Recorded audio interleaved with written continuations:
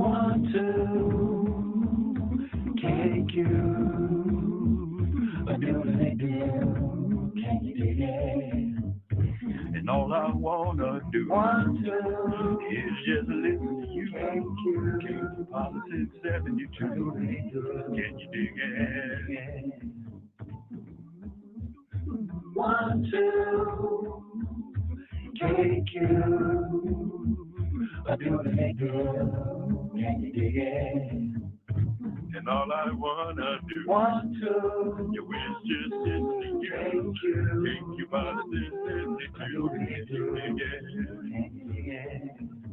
KQ. Doo-doo-doo-doo. Can you dig it? 1, 2, KQ. Doo-doo-doo-doo. Can you dig it?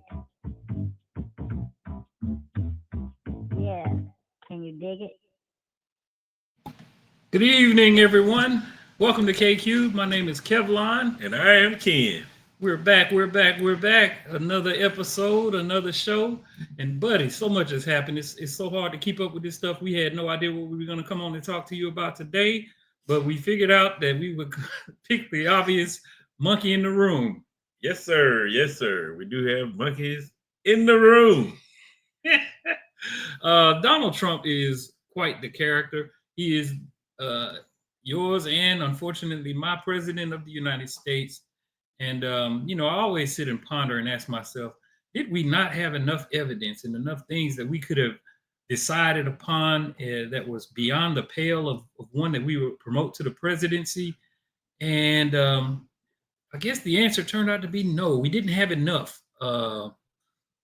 So we're going to ponder into this little bit of debauchery that went on with one of Trump's biggest pals, Jeffrey Epstein, and this controversy going on now with the missing and hidden and non-existent file that the right wing particularly has been looking for so long, hoping that there was a Democrat that they could name.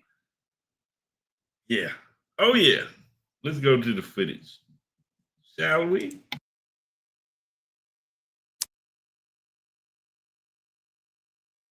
When I went through menopause, my hair was so thin. Yeah, we'll talk for a second while they play this little silly commercial. I don't know why they... But keep in mind, the backdrop of this, the right wing right now is losing their shizzle because they've been clamoring over the Epstein files for so long, for years and years and years, ever since it's been known that Epstein was a pedophile and was arrested and tried and in prison and his death while in prison. And the right wing with their conspiracy theories, they've been positing that there was a lot going on with Democrats on this thing. So they wanted the information so that they can do the equivalency and say, hey, look how bad these Democrats are.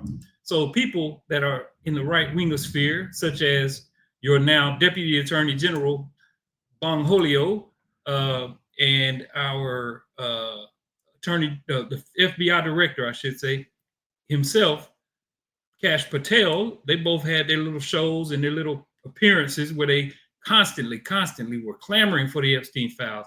Alex Jones constantly clamoring for the Epstein files. And now that Trump's back in office, of course, the control over the release of the files is in Trump's hands. And what do they do? This is how they do it right here. I got it.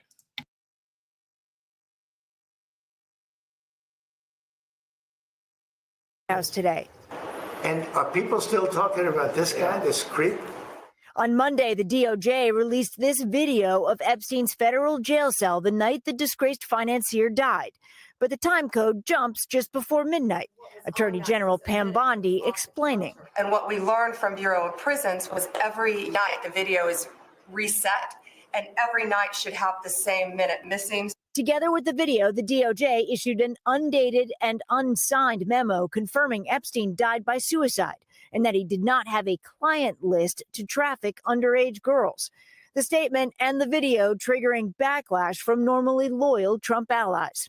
Right-wing influencer Laura Loomer wants Bondi fired. Alex Jones saying no one is buying this.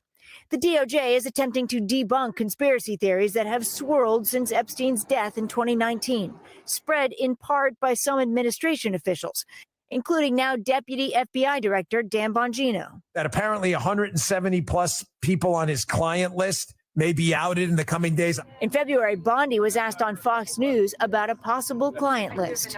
It's sitting on my desk right now to review.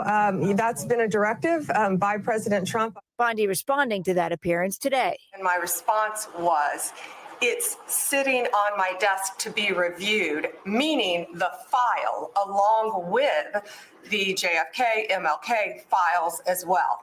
Helping fuel the backlash, Elon Musk. In June, he alleged President Trump was named in the Epstein files, later deleting the post. The president has repeatedly denied any wrongdoing. Tonight, Musk hammering the administration, questioning how it can be trusted. For now, it seems an attempt to put the conspiracies to rest is having the opposite effect. Stephanie Gosk, NBC News. This having the opposite effect. Right. Come on, man. Now, we all know that Trump and Epstein were definitely good friends. They were involved with each other like Best friends. Day out, best friends. They flew around the world together and Partied together. They lived 9 minutes away from each other in 2 different states. I mean, it's clear that they were chummy, to say the least. And as a matter of fact, they talked about their relationship openly in the public before Trump started running. He was described. Let's take a look here. Pop that over here, Ken. oh, you want which one? This one? Yeah, where he's saying that he's a lot of. Oh yeah. So yeah, we this was out of the Vanity Fair. This is on Reason, but yeah, they pulled this straight out of the Vanity Fair interview. This was back in 2002, long before Epstein was even hit with the first charges that he basically got a free ride on. But yeah, he's a lot of fun to be with. It's even said that he likes beautiful women as much as I do, and many of them are on the younger side. No doubt about it, Jeffrey enjoys his social life. So everybody keeps saying that Trump said back in the day that Epstein loved women on the younger side. I'm saying this part right here. He likes beautiful women as much as I do. And many of them are on the younger side. It's all... Yeah, them being the beautiful women that are on the younger side. And that Epstein, as much as Trump, I do, he likes them, the younger women, as much as I do. They're all on the younger side. Yeah, he was talking about himself as well, people. Yeah, and let's just not make a false, crazy assumption that just because these women were young, that's what makes it wrong. This is not where the accusations about Trump start or stop. It's women in general. And through Epstein, what we're suggesting is there seems to be a lot of evidence out there that Trump was not only committing sexual assault on women that were adults, but also those that were children. On the younger side. Yes, and being that they were adults, that didn't make it any better. But at the same time, being that they were children, that seems to strike a chord with people where it kind of resonates even more. And up to this date, the entire MAGA cult has been in total denial. Oh, yeah. Absolutely. There's some other, what was the other quote that we had where he talked about his friendship? Oh, yeah, right here. Jeffrey. Yeah. Click on there, take the blue off of there. Yeah, so Jeffrey Epstein described himself as Donald Trump's closest friend. Now, I don't know how many people out here can be friends with somebody for 25 years, always with them, always partying with them, someone that would describe you as their best friend. How many of you think that you could be that close to someone and not know that they're the most notorious pedophile in the United States of America? But he described him as his closest friend and claimed intimate knowledge of his proclivity for none other than sex.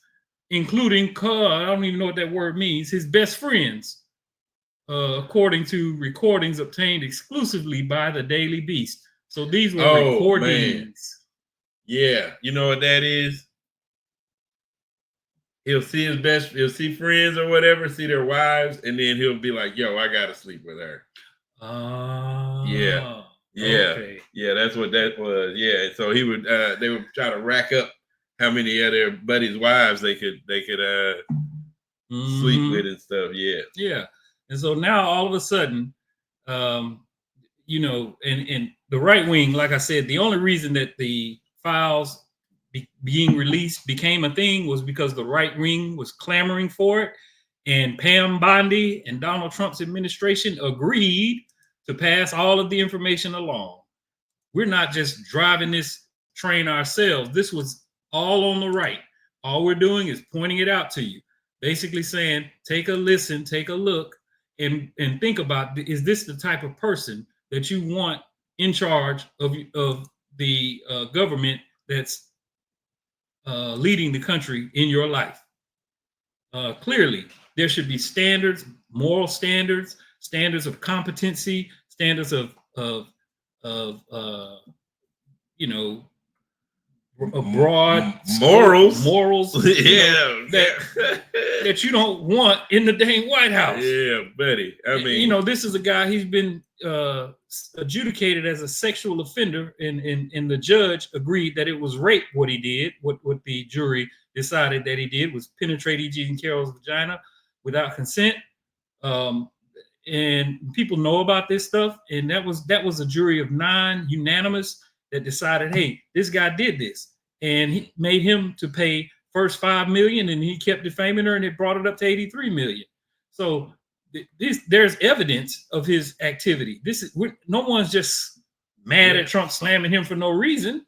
Yeah, they got him in depositions, the whole 9. That looked really, really damning when I saw them. They recorded them and they released them to the public. I mean, they're out on the internet right now for you to go back and look at. They asked him in the deposition about the grabbing by the pee. Yeah, and the lawyer said, "Do you still think because you're rich you can get away with grabbing women by the pee?" He said, "It at least been that way for the last million years. Fortunately, unfortunately, or fortunately." Yeah. So he said, "Well, do you consider yourself to be a superstar?" Superstar, he said. Well, yes, definitely. I think you could say that. I think you could say that. So, I mean, he's basically all but admitted that this activity is something that he dabbles in. But the thing is, the fact that it's this close to being almost unequivocal and people still line up to support him, it really makes me question the judgment of the American people that do that, needless to say. Yeah, speaking of poor judgment, here, let me give y'all a quick example of the bona fide weave. This is just awesome. This is just a display of Trump's just true mastery of the English language and thought processes. Absolutely. Here we go. Really proud of our military. It was and the people that maybe don't like us or want to play games with us, because I think that had you not had the situation in Afghanistan, I don't think Putin would have gone in. I think when Putin looked at how stupid and incompetent that operation was, he said, wow, this might be a chance. And we're dealing with him now too. We're not happy with Putin. I'm not happy with Putin. I can tell you that much right now, because he's killing a lot of people. And a lot of them are his soldiers and their soldiers mostly. And it's now up to 7,000 a week. And I'm not happy with Putin. Okay. Any questions? Yes. Yes, sir. You just said that you're not happy with Vladimir Putin. Is there anything that you plan to do to act on that feeling of unhappiness? Well, I wouldn't be telling you. Don't we want to have a little surprise? You know, one of the things we did with the attack is that, and you asked that question. I didn't mean to be rude, but I'm in a rude because I'm looking at some of these crooked people up here. So I'm rude, but your question was asked very nicely. But one of the things we did is we went over every fact. We wanted to get every fact straight. We wanted to have the distance straight, the number of pilots straight. Everything had to be correct, because this was a very important mission. if we failed on this mission, it was beyond the war that, obviously we had with Iran and Israel. A lot of hatred, a lot of years and years of hatred, centuries of hatred. People have never seen anything like it. So we wanted to be correct with all our facts. So, what I was doing is just asking, it would be great if the media would be correct with their facts. That's all we ask for. So, go ahead. So finish it up. Oh, yeah. Okay. Just sort of turning back. Gee whiz. So the question, y'all, was, you said Putin, you're mad at Putin. Is there any actions that you have in mind that are going to come out of that disgust that you have with Putin? Will somebody please tell me what his answer was regarding Putin? That man was talking about dropping bombs, and he told him he all of the war plans had to be precise. Was he telling Putin about our war plans, and were they figuring out the timing of the bombings and such? I mean, together, and where y'all talking about all of this stuff about Biden's brain. Y'all gonna just sort of ignore this? Is that what we're doing? Yeah, y'all just gonna call it the weave and move on, right? Yeah. The next question she asked him was, "Sir, I was kind of asking you about Putin." But I mean, come on. So not only, so this is what I'm saying: morals, competency, these things matter, people. This is not regular. Y'all heard it. Y'all heard it for yourself. They ask him about Putin, and he start dogging the media. I mean, it's like, come on, man. So yeah, we got one more clip for you guys. This is, now, let's just be fair. Sometimes there's conjecture and assumptions and accusations, but when you see the horse do it, you see the horse jump, the horse done jumped, baby. Yeah. I mean, either the horse jumped or it didn't. And so this is what we call unequivocal evidence of the proclivities of the alleged pedophile. Yeah. Right, but it was so long ago. Soon. Thursday night. You're going up the escalator?